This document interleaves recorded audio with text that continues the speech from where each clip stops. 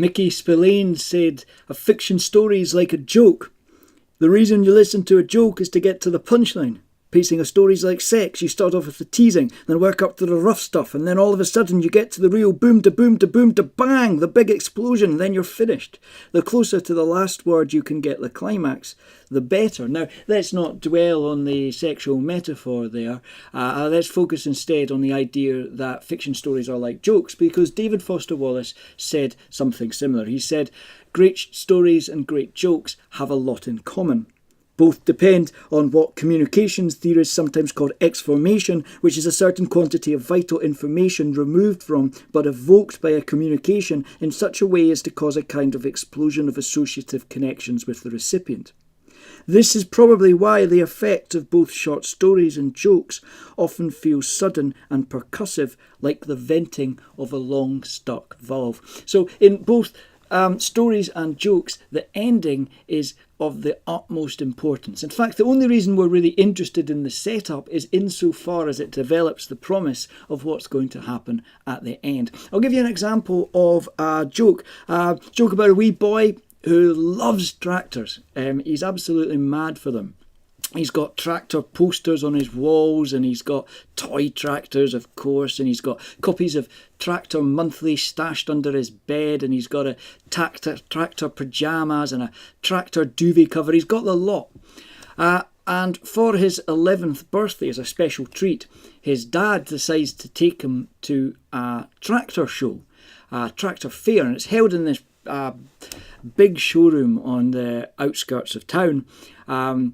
And the wee boy absolutely loves it. He's running around looking at the tractor.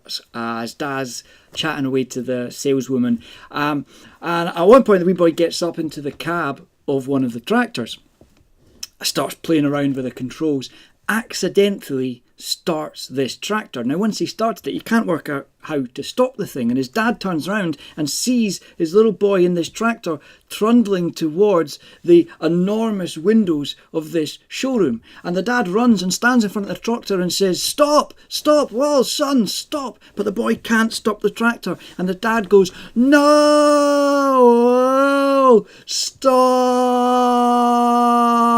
The boy can't stop, and the tractor crushes his father, runs him over, and the little boy is devastated. And the poor wee lad goes home, and he rips his tractor posters off the wall. He grabs his tractor pyjamas and all his tractor magazines and his toys and the whole lot, and he wraps them up in his tractor duvet, takes them out the back, douses them in petrol, and burns them. And he swears that from that day forth, he will never again love tractors. Well, he's true to his word, and the wee boy grows up and becomes a man. Many years later, he's at a party. Everyone's smoking at this party.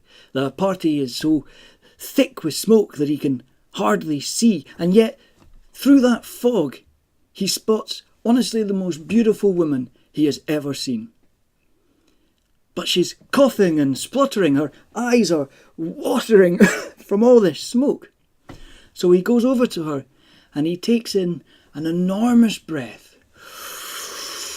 and he sucks all the air out of that room, and he walks over to a window,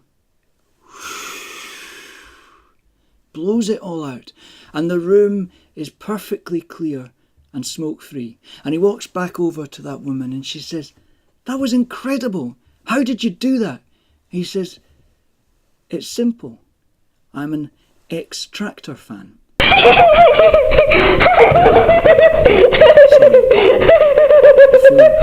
Do you see what it's like to invest in a story only for it to betray you at the end? It is terrible. So stories, much more than novels, rely on their ending.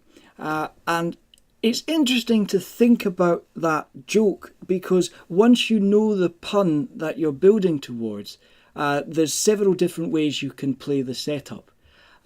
You can take several different routes to get to that ending. And the great Canadian writer Alistair MacLeod, he said that when he was writing a short story, he'd always have some idea of the ending in his mind. He might not know how he was going to get there, but he had some idea of the ending. And he said it was kind of like a lighthouse. It was something that he could navigate towards even if he didn't know exactly the right route. And I think that stories are probably often like that.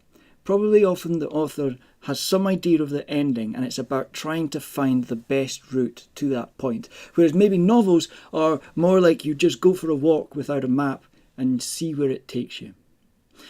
In the next video, I want to have a look at what it is that happens at the ending of a successful short story. But for now, thanks a lot for watching and good luck with your writing.